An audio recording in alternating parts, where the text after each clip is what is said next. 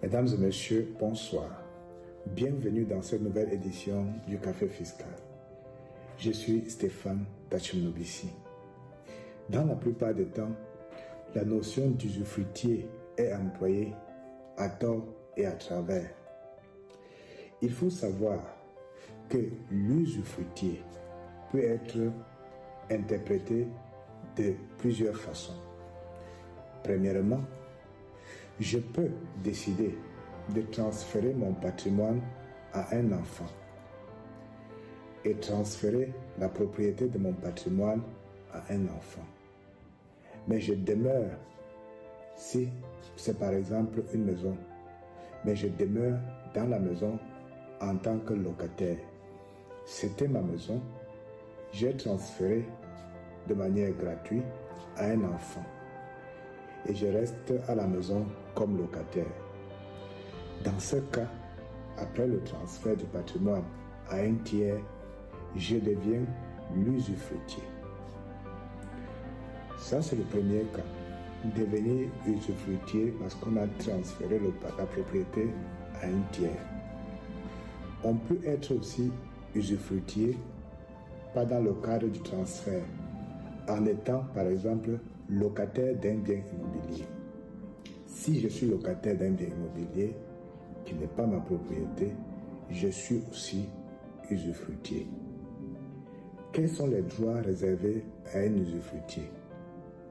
Un usufruitier peut, lorsqu'il dispose d'un patrimoine dont il n'est pas propriétaire, il peut tirer profit du bien par voie de location. Il peut tirer profit du bien par voie d'utilisation. Mais l'usufruitier ne peut pas vendre le bien. Et ce qu'il faut savoir, c'est que le contrat d'usufruit a une durée limitée. Sa durée est limitée à la durée de vie de l'usufruitier. Cela veut dire quoi? Si une personne vous fait cadeau de sa maison et dont il reste encore à l'intérieur, une fois le décès de cette personne constaté, le contrat d'usufruit est terminé. Ça veut dire que ça prend fin avec la mort de celui qui est usufruitier. Autrement dit, si quelqu'un loue votre maison, il peut vivre dans votre maison et lorsque son contrat de bail, par exemple, s'achève, il n'est plus usufruitier et s'il ne renouvelle plus. Ce qu'il faut donc retenir pour terminer, c'est que un usufruitier, à côté du propriétaire, peut utiliser votre bien, peut rentabiliser votre bien, mais ne peut pas céder votre bien. Si un usufruitier devient bien à ce statut parce qu'il a fait don de son patrimoine, à la mort de l'usufruitier qui a fait don du patrimoine, l'usufruit s'arrête.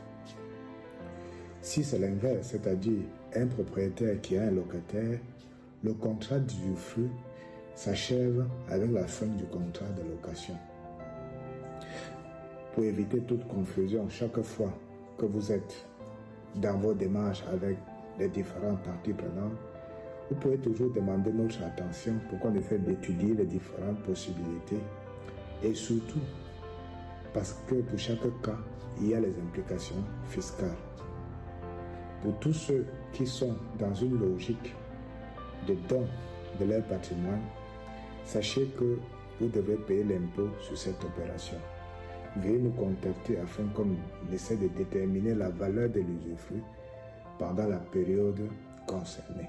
Je vous remercie et à bientôt.